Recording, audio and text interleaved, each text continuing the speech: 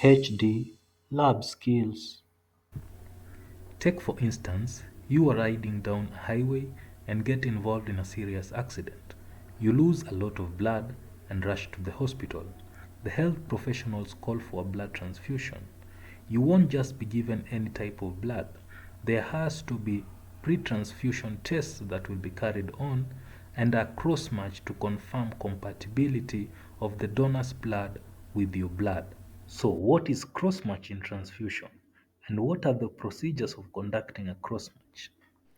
A cross-match is the final test to determine the compatibility of a recipient's serum or plasma with donor RBCs. The test is one of the most important tests done in blood donation. Therefore, in performing these tests, great care should be taken since an error in cross-match can only be recognized after the patient has taken a good amount of the pint, which can cause serious problems to the patient. This test can therefore detect some of the errors that occurred in pre-transfusion activities. There are two types of cross-match, the major cross-match and the minor cross-match. The difference between the two is that the major cross-match detects the presence of irregular antibodies in patient's serum, while minor cross-match detects presence of irregular antibodies in donor's plasma. In this video, I shall focus with the step-by-step procedure in carrying out major cross-match. There are 6 phases involved in cross-match, that is 4 degrees phase, saline room temperature, saline 37 degrees phase, albumin 37 degrees phase, Coombs 37 degrees phase, and enzyme phase. The 4 degrees phase and the enzyme phase are not commonly used. There are 3 methods that one can use in major cross-match, that is, the 4-tube method and the 3-tube method and the 2-tube method. Before you even perform this cross-match, inquire that you know how many pints of the units of blood the patient requires. Make sure that you do a cross-match for each. I would advise you to use the 4-tube method when performing a major cross-match. You will need the following equipment: test tubes, grouping racks, water bath at 37 degrees Celsius, a centrifuge, pasture pipette, microscope, slides, labels, and beaker. The 2 samples, patient's serum and donor cells. Reagents needed are the grouping antisera A, B, and D, 22% bovine albumin, Coombs reagent, and normal saline in wash bottles. Here is the procedure.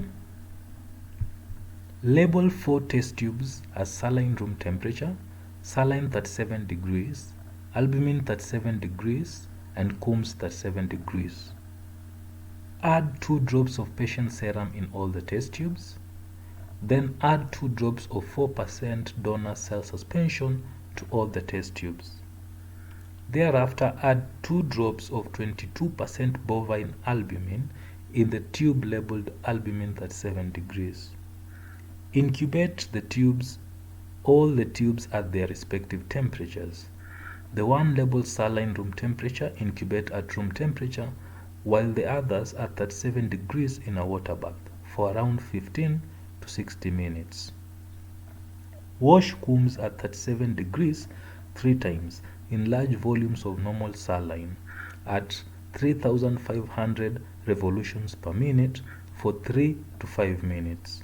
Discard the last wash completely and add 1 drop of Coombs reagent and mix well.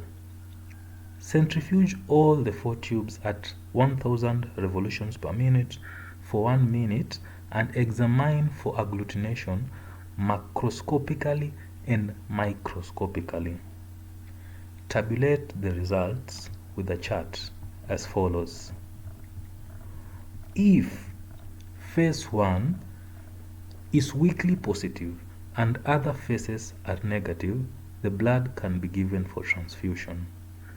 If 1 is strongly positive, regroup the patient sample and the donor sample. Strong reaction may be due to errors in the ABO grouping. If Combs 37 degrees is strongly positive and all the faces are negative, this is likely to be due to the other blood group systems such as the Kell-Duffy antibodies. Things to note: never give blood for transfusion which is positive in any warm face. That's it for today's video. Like, share and comment. Don't forget to subscribe. Keep it locked at HD Lab Skills.